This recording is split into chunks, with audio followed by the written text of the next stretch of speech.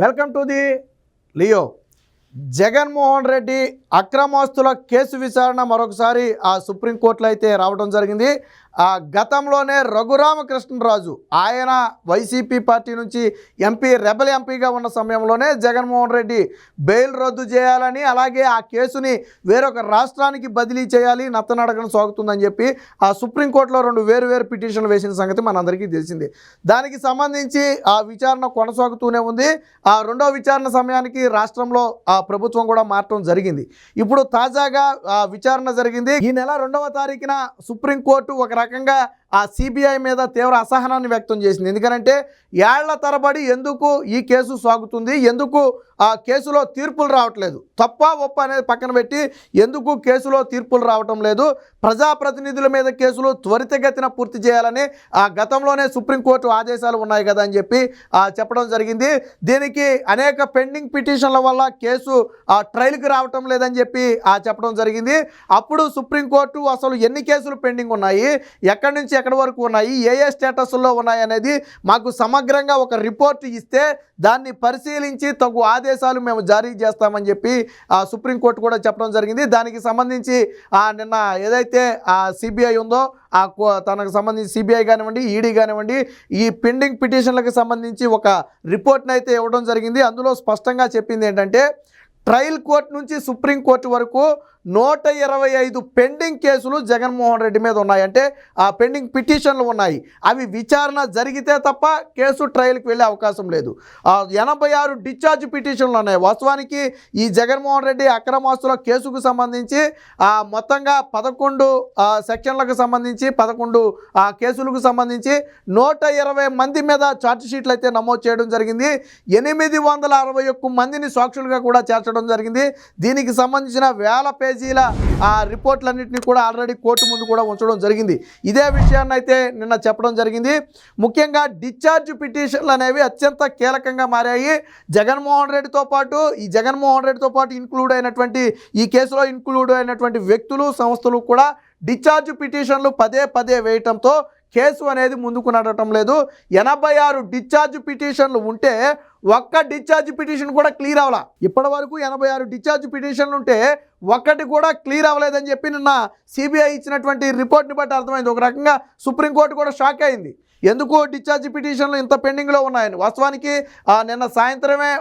మొన్న సాయంత్రమే దీనికి సంబంధించిన రిపోర్ట్ అయితే సుప్రీంకోర్టు ఇచ్చారు. బట్ ఇది విచారణ జరిగే సమయానికి న్యాయమూర్తికి అయితే దానికి సంబంధించినటువంటి కాపీలు అందకపోవడంతో మేము ఈ కాపీలు పరిశీలించాల్సి ఉందని చెప్పి జనవరి 2కు వాయిదా వేయటం జరిగింది. అయితే ఆ తారీఖుల్లో ఎవరైతే జగన్మోహన్ రెడ్డి తరపున వాదిస్తున్నటువంటి నిరంజన్ రెడ్డి ఉన్నారో తమ రాయులు ముహుల్ రావడానికి సమయం పడుతుంది కాబట్టి 9వ తారీఖు వాయిదా వేయమని అడిగితే కోర్టు 10వ తారీఖు అయితే వాయిదా వేసింది. జనవరి 10వ తారీఖున ఒక కీలకమైన తీర్పు అయితే వచ్చే అవకాశం ఉంది. ఎందుకంటే ఈ డిశ్చార్జ్ పిటిషన్కి సంబంధించి ఒక ఆమోదయోగ్యమైనటువంటి నిర్ణయాన్ని తీసుకుంటామని చెప్పి గతంలోనే చెప్పారు.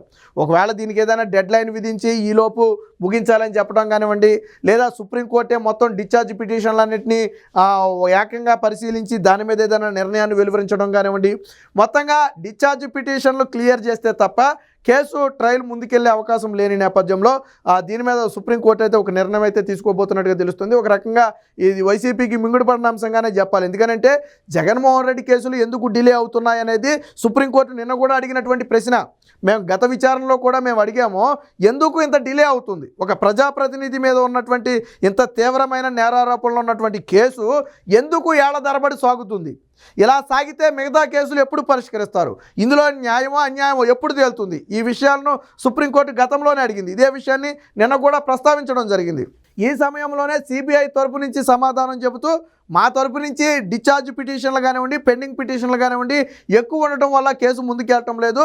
అది ట్రయల్ కోర్టులో ఉన్నాయి, హైకోర్టులో ఉన్నాయి, ఈవెన్ చివరికి సుప్రీంకోర్టులో కూడా డిశ్చార్జ్ పిటిషన్లు వేసాము. అవి కూడా 15, 16 వేస్తే ఇంకా 12 పెండింగ్లోనే ఉన్నాయి, 2, 3 క్లియర్ అయ్యాయని చెప్పి చెప్పడం జరిగింది. ఒక రకంగా ఆశ్చర్యం వ్యక్తం చేసింది. ఇన్ని పిటిషన్లు అసలు ఒక కేసులో ఎందుకు ఇన్ని డిశ్చార్జ్ పిటిషన్లు వేస్తున్నారు, ఎందుకు ఇన్ని పెండింగ్ పిటిషన్లు ఉంటున్నాయని చెప్పి నిన్న సుప్రీంకోర్టు ద్విసభ్య ధర్మాసనం కూడా కొంత ఆశ్చర్యం వ్యక్తం చేసినటువంటి పరిస్థితి. దీనికి సంబంధించిన వార్త అయితే వచ్చింది, ఒకసారి చూద్దాం. గతంలో రఘురామకృష్ణరాజు చెప్పాడు, జగన్మోహన్ రెడ్డి చాలా తెలివిగా కేసు విచారణకు వస్తుంది అనుకున్న సమయంలో ఒక డిశ్చార్జ్ పిటిషన్ వేయటం, లేదా తనకు ఆ కేసులో ఇంక్లూడ్ అయిన ఇతరుల చేత ఒక డిశ్చార్జ్ పిటిషన్ వేయటం, లేదా క్వాష్ కోసం ఒక పిటిషన్ వేయించటం, ఇలాగ కేసుని జాప్యం చేసే ప్రయత్నం చేస్తున్నాడు. అలాగే కేసును అప్పటి నుంచి కూడా లాక్కుంటూ వస్తున్నాడు. దీంతోనే ఈ డిశ్చార్జ్ పిటిషన్లన్నీ కూడా భారీగా పెండింగ్లో పడిపోయాయి. ఎప్పుడైతే డిశ్చార్జ్ పిటిషన్ మీద పిటిషన్ వేస్తారో మెయిన్ కేసు ట్రయల్కి వెళ్ళడానికి అవకాశం ఉండదు. సో జగన్మోహన్ రెడ్డి దీన్ని అదునుగా చూసింది. ఎందుకంటే జగన్మోహన్ రెడ్డి మీద కేసులు చాలా ఎక్కువ ఉన్నాయి. సరే, ఒక కేసు మీద ఒకసారి కొట్టేస్తే మళ్ళీ వేయలేకపోవచ్చు. బట్ నెంబర్ ఆఫ్ కేసెస్ ఉన్న నేపథ్యంలో జగన్మోహన్ రెడ్డితో పాటు 120 మంది ఆల్రెడీ 120 మంది మీద ఛార్జ్ షీట్లు ఉన్న నేపథ్యంలో వాళ్ళందరి చేత కూడా జగన్మోహన్ రెడ్డి అడపా డిశ్చార్జ్ పిటిషన్లు వేయించడంతో ఈ కేసు అయితే ముందుకు నడవటం లేదు. ఈ విషయం గతంలోనే రఘురామకృష్ణరాజు చాలా స్పష్టంగా చెప్పాడు. జగన్మోహన్ రెడ్డి ఎందుకు తప్పించుకు తిరుగుతున్నాడు అంటే ఇలాగా అడ్డం పెట్టుకుని తిరగటం, అందులోనూ తాను ముఖ్యమంత్రి అయిన తర్వాత ఒకసారి కూడా కోర్టుకు హాజరు కాలేదు. సో ఇవన్నీ కూడా ప్రధాన కారణంగా చెప్పుకోవచ్చు. జగన్ అక్రమాస్తుల ఆస్తులపై కోర్టుల్లో 125 పిటిషన్లు పెండింగ్కు, 2 వాద్యాలపై విచారణ జనవరి 10కి వాయిదా. అంటే ఏదైతే రఘురామకృష్ణరాజు పక్క రాష్ట్రానికి మార్చాలని, జగన్మోహన్ రెడ్డి బెయిల్ రద్దు చేయాలని 2 పిటిషన్లు వేశారు. సో ఈ రెండింటి మీద కూడా జనవరి 10కి అయితే వాయిదా వేయడం జరిగింది. 86 డిశ్చార్జ్ పిటిషన్లో ఒక్క దాంట్లో కూడా విచారణ ముగియలేదని వెల్లడించిన సిబిఐ. సో అంటే ఏ స్థాయిలో కేసును హోల్డ్ చేస్తున్నారంటే ఈ దాదాపు ఈ కేసులు మొదలైన దగ్గర నుంచి ఇప్పటి వరకు 86 డిశ్చార్జ్ పిటిషన్లు ఉంటే అందులో జగన్మోహన్ రెడ్డి పిటిషన్లు ఉన్నాయి, ఇతరులు వేసినటువంటి పిటిషన్లు కూడా ఉన్నాయి. 86 పిటిషన్లు ఉంటే సింగిల్ పిటిషన్ కూడా ఇప్పటి వరకు క్లియర్ అవ్వాల. ఒక సింగిల్ డిశ్చార్జ్ పిటిషన్ కూడా ఇప్పటి వరకు క్లియర్ అవ్వాల. అందుకే కేసు జాప్యం జరుగుతుంది. సిబిఐ కూడా వేసినటువంటి పిటిషన్లు న్యాయమూర్తులు తీర్పులు ఇవ్వకుండా దాన్ని వాయిదాల మీద వాయిదాలు దాదాపు 2000 చిల్లర వాయిదాలు జగన్మోహన్ రెడ్డి తీసుకున్నాడు. గతంలో రఘురామకృష్ణరాజు సుప్రీంకోర్టుకు చెప్పాడు కదా, జగన్మోహన్ రెడ్డి కేసులో 2000కు పైగా వాయిదాలు వచ్చాయి. ఈ 10 ఏళ్ళు అనుకోండి, 12 ఏళ్ళు అనుకోండి, 2000కు పైగా వాయిదాలు జగన్మోహన్ రెడ్డి తీసుకున్నాడు. ఎందుకు అన్ని వాయిదాలు తీసుకోవాల్సి వచ్చింది జగన్మోహన్ రెడ్డి? ఒక కేసులో 2000 వాయిదాలు అంటే హైలీ ఇంపాసిబుల్. అసలు కేసు ఇంక ఇది ఎప్పటికి తేలద్దు, జీవితాంతం కూడా తేలదు ఇది. ఇదే విషయాన్ని గతంలో సుప్రీంకోర్టు కూడా ప్రశ్నించింది. ఆ తరువాతే అసలు కేసులు ఎందుకు ఆలస్యం అవుతుందనేది చాలా స్పష్టంగా అయితే అడగటం జరిగింది. తెలంగాణ సిబిఐ ప్రత్యేక కోర్టులో జగన్ అక్రమాస్తుల కేసు విచారణ సుదీర్ఘ జాప్యం జరుగుతున్న నేపథ్యంలో ఆ ట్రయల్ను మరొక రాష్ట్రానికి బదిలీ చేయాలని, సాక్షులను ప్రభావితం చేస్తున్నందున ఆయన బెయిల్ రద్దు చేయాలని కోరుతూ ఏపీ శాసనసభ ఉపసభాపతిగా ఉన్నటువంటి రఘురామకృష్ణరాజు దాఖలు చేసిన 2 పిటిషన్లపై వాయిదాను కోర్టు అయితే జనవరి 10కి వాయిదా వేసింది. జస్టిస్ అబ్బాయి అలాగే జస్టిస్ పంకజ్ మిత్తల్ వీరిద్దరితో కూడినటువంటి ధర్మాసనం అయితే దించింది. విచారణ ప్రారంభమైన వెంటనే సిబిఐ తరపు న్యాయవాది వాదిస్తూ 2న జారీ చేసిన సర్క్యులర్ మేరకు తాము పూర్తి స్థాయి నివేదికను సుప్రీంకోర్టుకి ఇచ్చామని చెప్తే, వాస్తవానికి ఈ విచారణ జరిగే టయానికి అది న్యాయమూర్తికి అందల. ఒకవేళ ముందు రోజుగానే అందుంటే దాన్ని పరిశీలించి ఏదైనా నిన్న ఒక డెసిషన్ వెలువడించే వాళ్ళేమో కానీ, బట్ అందకపోవడంతో అది అప్పటికప్పుడు చదివి చెప్పేది కాదు. దాదాపు 30 పేజీలు ఉన్నటువంటివి ఇది కాబట్టి చదివి చెప్పేది కాదు. కాబట్టి మాకు కూడా కొంచెం దీన్ని చదవడానికి సమయం కావాలని చెప్పి చెప్పడం జరిగింది. ట్రయల్ కోర్టు నుంచి సుప్రీంకోర్టు వరకు మొత్తంగా 125 పెండింగ్ పిటిషన్లు. జగన్ అక్రమాస్తుల కేసులో వివిధ వ్యక్తులు దాఖలు చేసిన 125 పిటిషన్లు ట్రయల్ కోర్టు నుంచి సుప్రీంకోర్టు వరకు పెండింగ్లో ఉన్నట్టుగా సుప్రీంకోర్టుకు సమర్పించినటువంటి అఫిడవిట్లో సిబిఐ పేర్కొంది.